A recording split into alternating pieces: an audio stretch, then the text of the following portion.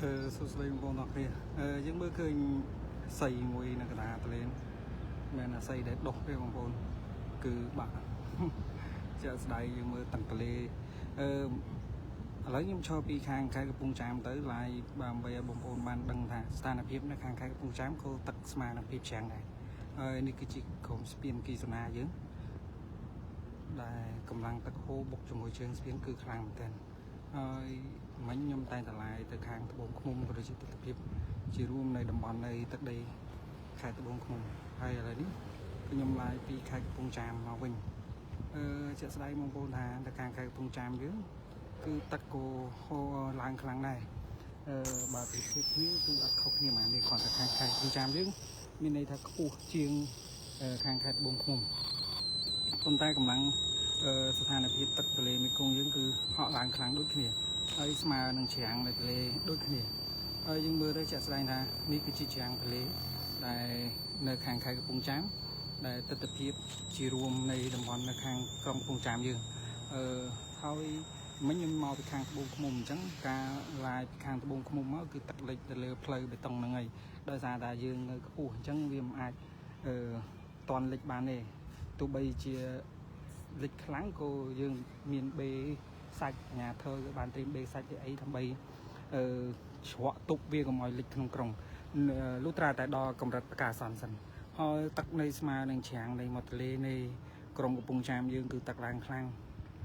ហើយយើងមើលចាក់ស្ដែងថានេះគឺជាខឿនសួនច្បារហើយនេះគឺជាកម្ពស់ទឹកនៅនេះវានៅរៀងខ្ពស់តែបើខ្ញុំឡាយនៅដុំកោះពេជ្រនោះគឺនៅរៀងទាបដោយសារតែយើងមើលជាក់ស្ដែងទៅលើក្រុមស្ពានដើមឈើនៅក្បែរមាត់នៃច្រាំងនៃសួនច្បារមាត់ទន្លេយើងហ្នឹងគឺត្រូវបានលិចនៅក្នុងអស់ហើយបើទឹកយើងមើលទៅស្ពានមើលនៅកណ្ដាលទន្លេហ្នឹងគឺទឹកហូរខ្លាំងយើងមើលទៅកណូតបើកការពិតគាត់បើកយឺតទេប៉ុន្តែដោយសារតែគាត់បើកបតយនៃទឹកហូរកម្លាំងទឹកហូរអញ្ចឹងមានន័យថាលឿនជាមួយនឹងទឹកហូរហើយយើងមើលខាងស្ពានហ្នឹងជាមួយនឹងទឹកហ្នឹងគឺហូរខ្លាំងនៃរាទន្លេហ្នឹងជាក់ស្ដែងនៃទន្លេមេគង្គស្ថានភាពកម្ពស់ទឹកនៅទន្លេមេគង្គយើងសូមបងប្អូនមានការប្រុងប្រយ័ត្នថ្ងៃនេះគឺឡើង0.08 សង់ទីម៉ែត្របន្ថែមទៀតអញ្ចឹងសូមមានការប្រុងប្រយ័ត្នទាំងអស់គ្នាជៀសវាងបកយកទៅហេតុដោយគ្រោះទឹកជំនន់ហើយយើងត្រូវទៅប្រកាទាំងអស់គ្នាដើម្បីជៀសវាងផុតពីគ្រោះទឹកជំនន់ហើយថ្ងៃនេះកម្ពស់ទឹករហូតដល់14ម៉ែត្រ14.40 សង់ទីម៉ែត្រអញ្ចឹងកម្រិតប្រកាស15 20អញ្ចឹងវានៅតែប្រហែលសង់ទីម៉ែត្រទៀតទេ30 សង់ទីម៉ែត្រជាងទៀតវាដល់នឹងកម្រិតប្រកាសហើយឥឡូវនេះគឺមានកំប្លោកមានអីហូរចេញពីបឹងមកហើយមានអាស័យមានអីចងោនៅកណ្ដាលទន្លេអញ្ចឹងមិនដាំមិនអីដុះកណ្ដាលទន្លេគឺប្រហែលជាបាក់ដីនៃគុំអាស័យវាមកទាំងអស់ហ្មងហើយ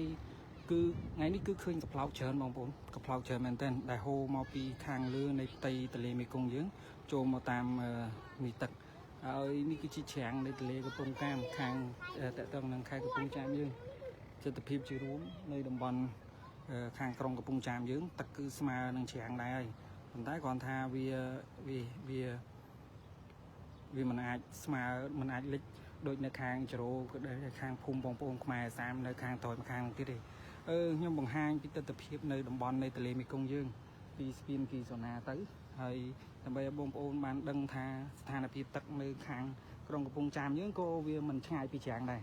កន្លែងនេះអាចខ្ពស់សល់ល្បាក់2ម៉ែត្រទៅ2ម៉ែត្រជាងប៉ុន្តែកន្លែងនេះខ្ញុំឈរកោះពេជ្រហ្នឹងសល់ល្បាក់1ម៉ែត្រជាងបន្តិចទេគឺត្រូវបានវាស្មើវាគៀកនឹងច្រាំងមែនទែនអញ្ចឹងសូមបងប្អូនសូមមានការប្រុងប្រយ័ត្នចំពោះតំបន់នៅខាងក្រោមហើយយើងតាមដានមើលស្ថានភាពនៃអាកាសធាតុបន្ថែមទៀតនិងស្ថានីយតុនិយម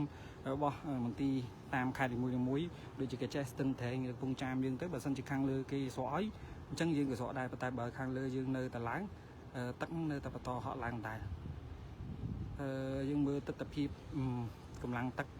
កហូរឡើងខ្ពស់ស្មើនឹងពាក់កណ្ដាលជើងស្ពានហើយវាពាក់កណ្ដាលវាគៀកមែនតើហើយកម្រិតប្រកាសក៏វានៅក្បែរគ្នាដែរមិនឆ្ងាយប្រហែលទេអញ្ចឹងសូមមានការប្រុងប្រយ័ត្នទាំងអស់គ្នាហើយខ្ញុំឡាយពីទស្សនវិជ្ជាកំពង់ចាមនៃស្ពានគីសូណាឈរក្បែរស្ពានគីសូណាពីដើមពោធិ៍ទៅអញ្ចឹងសូមបងប្អូនប្រុងប្រយ័ត្នទាំងអស់គ្នាអ្នកដែលនៅខាងក្រោមអ្នកដែល